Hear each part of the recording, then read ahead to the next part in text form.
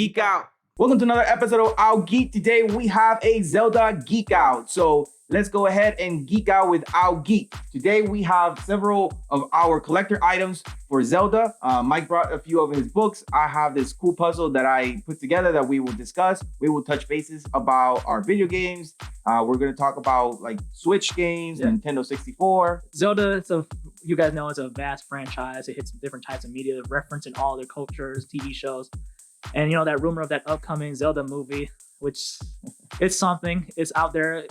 We decided to just do a Zelda retrospective, like just geek out about a franchise we love. Yeah, our fandom is very familiar with Zelda. They love Zelda as well. So we did get a lot of inquiries into our YouTube videos to do a Zelda geek out. And here we go for our fans. Thank you guys for subscribing. Remember to subscribe, give us a thumbs up, hit the notification bell so you not miss another episode. And let's geek out. All right, guys. Well, welcome back. And we're going to geek out here with Out Geeked. Mike and I are huge fans of Zelda. We've played it since Nintendo 64, since probably even Super Nintendo when the old games were around. You know, we used to blow those cartridges up and down and trying to reset it or trying to make it work. I had a little ear swab and I used to clean my N64 cartridges. Just out of paranoid because my breath wasn't working. Maybe the ear swab would clean something.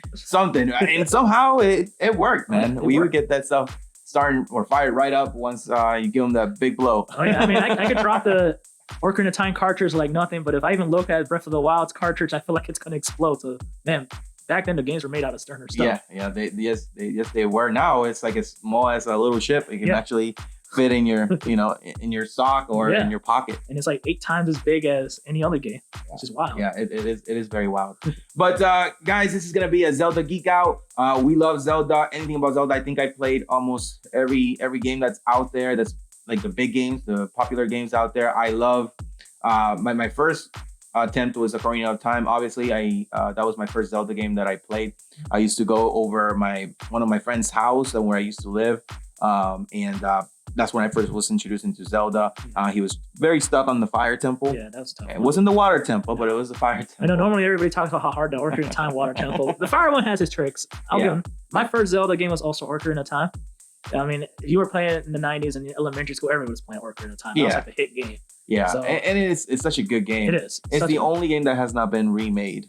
Yeah, they ported it to the 3DS, but like it's not like a real remake. It's just a same game, just slightly more updated graphics. Yeah, it's just HD. It just looks a little neater. I love those Real Engine like fandom made trailers of like Ocarina of Time and Majora's Mask. Those would like if they ever make something like that, that would be gorgeous. It's an easy money. Easy money. Zelda, it's right up there with like Mario and Pokemon. It's Nintendo's biggest franchises. So they wanted to make an easy money, make an HD definitive edition Ocarina of Time. People will beat that up. Yeah, absolutely.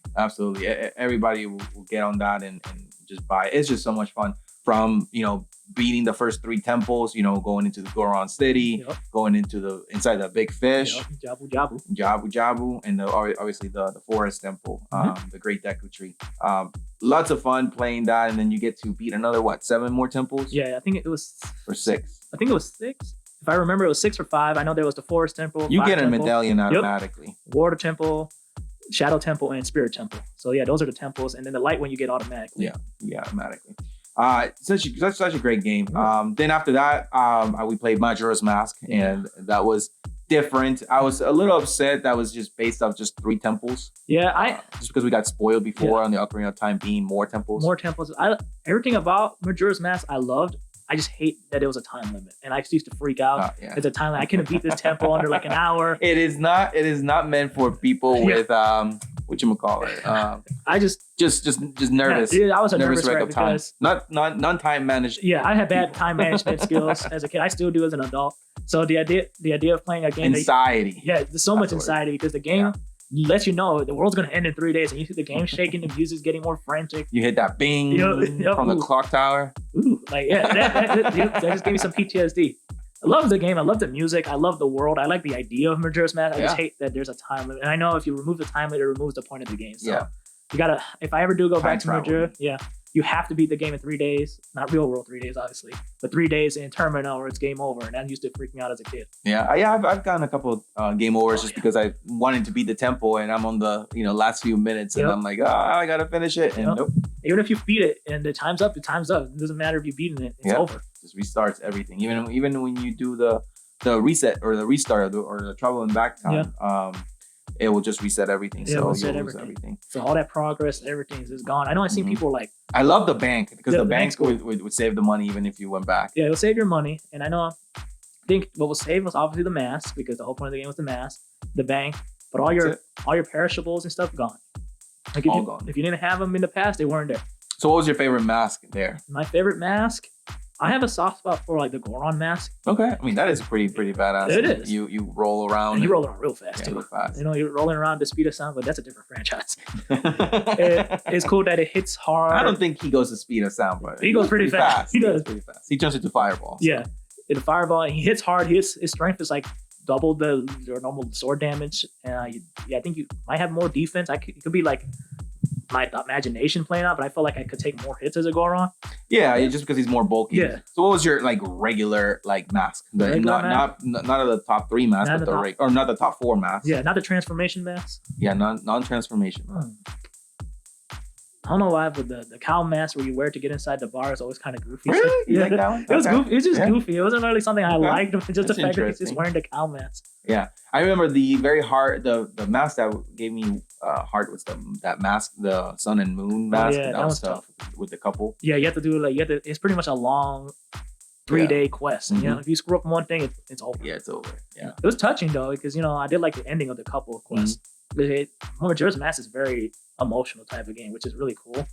And like I said, I love everything about it. I just did not like the time. Yeah, I like the fox mask. How you get it? You have to find the fox and do some quizzes. But that was fun. I loved Majora's Mask as well. Yep. The one game that I really liked that I played for, I think it was Game Boy Advance, was Link to the Past. Yeah, and that was actually just not a remake, but just a retrofit from the Nintendo into the Game Boy. It was just like a port. It's pretty much like the Ocarina of Time 3D thing we were just talking about. Yeah, straight port. Yeah, and actually, if they remade that game into like Ocarina of Time, into like a Majora's Mask, kind of like that type of gameplay, that would be awesome. That would. I would buy that too in a heartbeat. Oh yeah. Also, probably Link's Awakening. That was fun. I played that just recently for the very first time on the Switch. Yep. And I actually like that art style. Yeah, it fits the 2D Link's art style. Yeah. Which, funny enough, that's how Legend of Zelda Echoes of Wisdom, the Zelda game, the new Zelda game is coming out. Okay. It's using the same art style. Yeah, yes, they are. So I like That's very interesting take now that we're going to play probably as Zelda and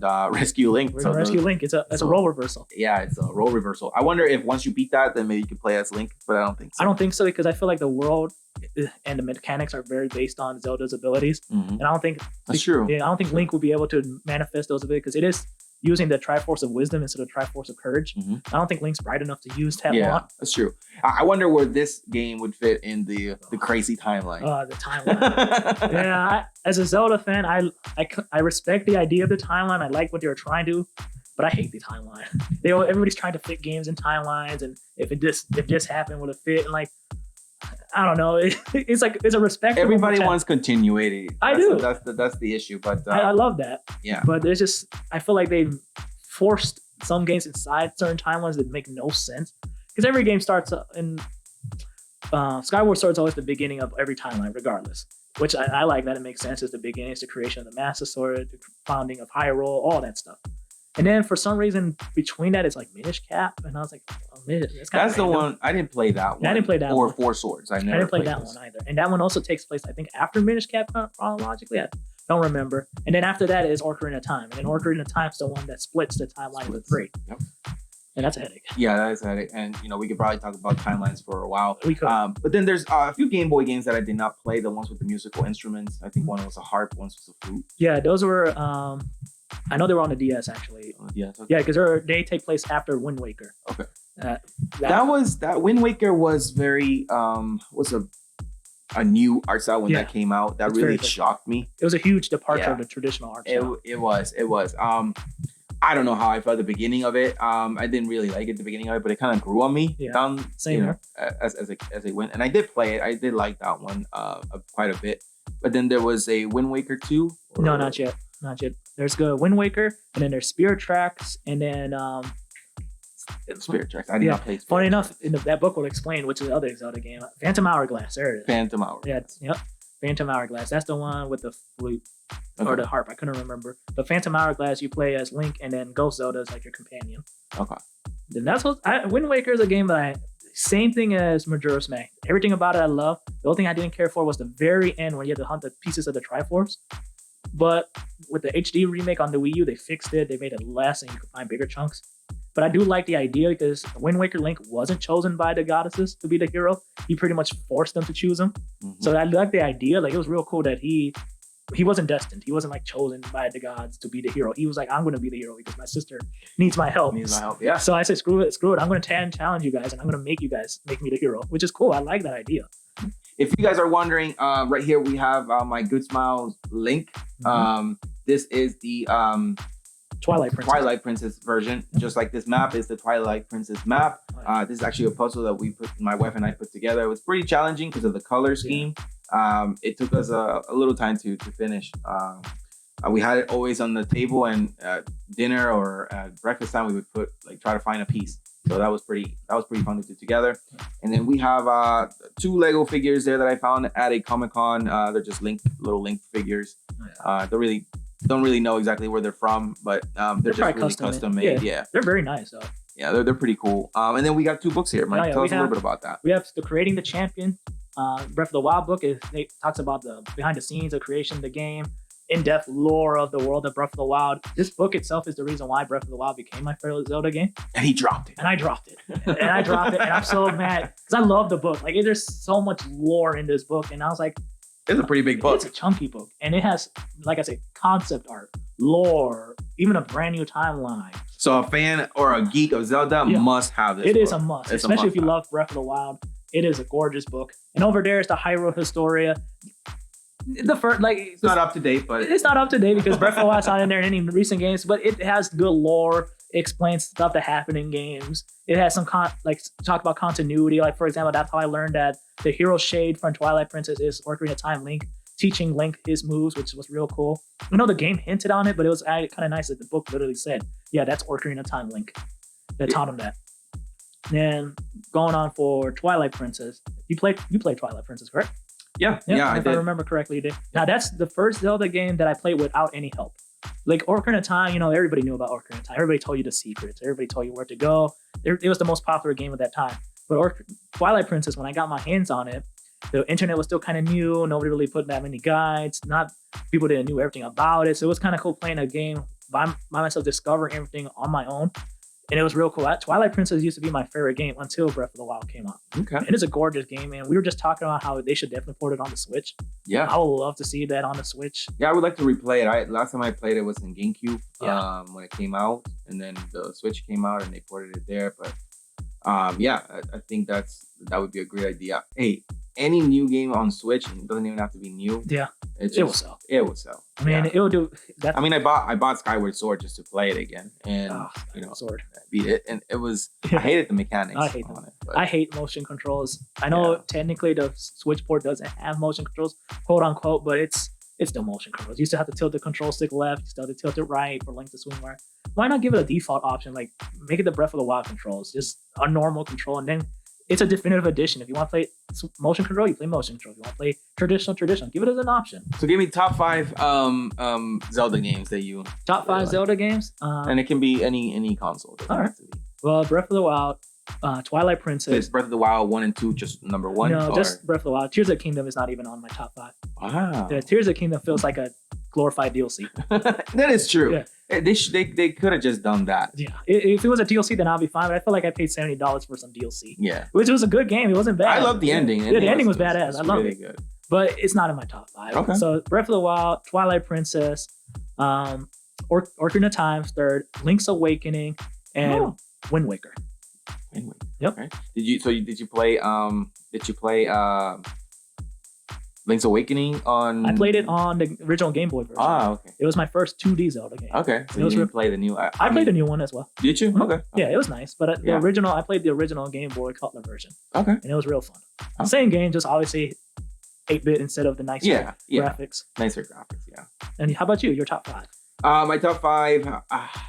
Man, I don't know. I really love Ocarina of Time. So I'll put Ocarina of Time, Breath of the Wild, and then I would go with Link to the Past. Oh, that's a good one. I forgot. Yeah, I love that one. Link's Awakening was really good, and then I'll go Majora's Mask. Yeah, those are good ones. And I honestly forgot about Link Between Worlds. That's a good one too. That one I'll probably put number 6. I think Link of the World isn't that the same thing as Link to the Past, or is it's a sequel. Sequel, okay. Yeah, it's a sequel. I know. I believe it takes a few years later, or like 100 years. I just know it takes place in the same Hyrule. It's pretty much they sold it as marketed as a sequel. Okay. Yeah, I was probably I think it was the same. But yeah, great. I mean, we just love this Zelda games. Video games have always been part of our culture growing up. Mm-hmm. I think everybody our age, everybody that we grew up with, know who Zelda is. They like the art. They like all the stuff that's coming out. Now the movie, I think everybody on the fandom is like very scared because Link doesn't talk. He does not talk. It'll be very interesting. It'll be very weird, and I feel bad for the actor that gets to play Link, because either we're gonna hate him, or they're just gonna murder the guy for trying. Because when the last time Nintendo gave a silent protagonist a voice, and it was Metroid, when they gave Samus her voice actors, they hated her. She didn't even do anything wrong. She was reading her script. But it's just the fact that they gave a silent protagonist a voice and it just doesn't fit. And I hope they don't really make the guy say hiya and teya for 2 hours. Maybe they'll just say he's, what is it, deaf? Yeah, a mute. Mute. Or they could have done what Breath of the Wild did in Zelda's diary. She explains why Link doesn't talk, and he made a sworn knight thing that he did not talk, because if he talked, that would distract him from his duty. I don't know how that works out in Link's mind, but in his mind, it makes sense if he's focused on protecting the princess. Is this going to be PG-13 or R, or what do you think? It's going to be PG-13. Yeah. I don't think that Nintendo rarely, especially with they're one of their big hitters, Zelda. I don't see them going really. But see, I know, not R, I would say, I guess R. R. I mean, R is fine. I mean, all the people that have grown up with Zelda are a lot older. I don't think a lot of kids will want to watch it as much as the adults. The only thing is, Nintendo is always associated with families, and that's true. That is very true. Obviously, we will go, and if it was rated R, it wouldn't bother us. But let's say, for example, they would have brought their kids, and they want them to be Zelda fans, and they don't want to tarnish Nintendo's second biggest face. If it was. So I think PG-13 would be the most. I'd say R, seeing slicing and maybe a little bit of blood and whatnot, but nothing else other than that. They could get away with it by making them cutting Skeletons and the Gyptos and all those, his usual. But I don't think they want Link slicing an actual man, a normal Hylian, out of the way. I think PG-13 would probably be the most, because I think Twilight Princess was rated teen, and I think Breath of the Wild and Tears of the Kingdom were 10. 8 year to E10 plus. I feel like that's the range they're gonna try to go. It's PG-13. So favorite tunic, which one you like? Favorite tunic? That is tough. I like the Champion's tunic. I like Link's traditional green tunic. The rupee tunic, the magic armor from Twilight Princess is pretty cool. Yeah, it is very cool. I think my favorite was, I'm gonna go on the line and probably say, was the Zora armor from Twilight Princess, because when he goes underwater, a mask covers his face, and it reminds me of Mega Man. Okay, and that was actually real cool. And I wish I could had an option to keep the mask on, because it looked real cool, and it was nice swimming in Twilight Princess, because it was probably the best swimming mechanics I had. That is a really cool tunic compared to I know they tried to keep it kind of the same on Breath of the Wild. It was kind of similar, but that was pretty cool that they would put a mask on him when he was underwater. Yeah. I actually did not know that. Yeah, because when I paused it in the water temple just to take a break, and I noticed that he has a mask in his mouth and nose, obviously to keep him breathing underwater. So that was actually cool. Because I know in Ocarina of Time it was just magic. Obviously, they didn't have to cover his face. Yeah, but I like how Twilight Princess took that little extra measure. I love the OG. So the green tunic. I always loved that. That's just me. But the next ones would be the OG, water and fire. Those are good. Temple. I don't know why, it's really cool. They're iconic. I grew up. Yeah, I grew up with it. How about power? Power. Are we talking about items or magic? Either magic or either items. Because I don't think he had any. Well, actually, let's exclude Breath of the Wild, because Breath of the Wild has some crazy. Those ones, because probably I would have picked something from Breath of the Wild. Yeah. If I have to pick, I always was a sucker of the chain and ball item from Twilight Princess. Okay. Because Link, he's a scrawny man, but he's physically fit. The ball's twice his size, and seeing him grabbing the ball and then swinging it, and the ball pierced armor, it breaks rocks. It just had a slow swing, but when it hits, it hits. Nice. Okay. Yeah. My favorite was the fire. Din's fire. Din's fire. Yeah, that's a good one. That was really cool. again, just going back to OG stuff. And then the teleportation stone, that was cool. I love teleportation, so that was really cool to do like you know, at the beginning of the temple, do, you know, and then when you're all the way at the end, almost just teleport to the beginning. That was pretty cool. Oh yeah, that's a good one. And then and I mean the flute did the same thing, but that was but cool. The one that teleport was much more accurate. Yeah, it just consumed the magic, so you have to use it. You have to make sure you save some magic. Let's see, favorite temple. Favorite temple. I really loved the time temple at the end of Ocarina of Time. That's a good one. Because you had to mix young Link with adult Link. That was cool. I love that concept that you have to travel back and forth. You started off as young Link to get the silver gauntlets. You go back in time as an adult to travel back. This little guy just lifting this stuff up and just throwing it. I loved it. And then he got the golden ones. Yeah, golden ones when he grows up. I do. The gauntlets look real awesome. I wish I used to make cardboard gauntlets as a kid, and I tried to color them like the Ocarina of Time ones. Okay. My favorite dungeon. It's a tie between Twilight Princess Hyrule Castle and Breath of the Wild's Hyrule Castle. Okay. Because same thing, you're storming the castle, the Ganon's waiting for you at the top, and as you progress, the music starts playing, you hear Ganondorf's theme, like he's preparing to fight you, and I love the cinematic, you're climbing up. I think Twilight Princess might have it beat because you can actually explore the castle more than Breath of the Wild, but I just love the fact that the atmosphere and the final showdown's coming. So, what was the one that, I think it was the Hyrule Castle where you had to refight like the bosses?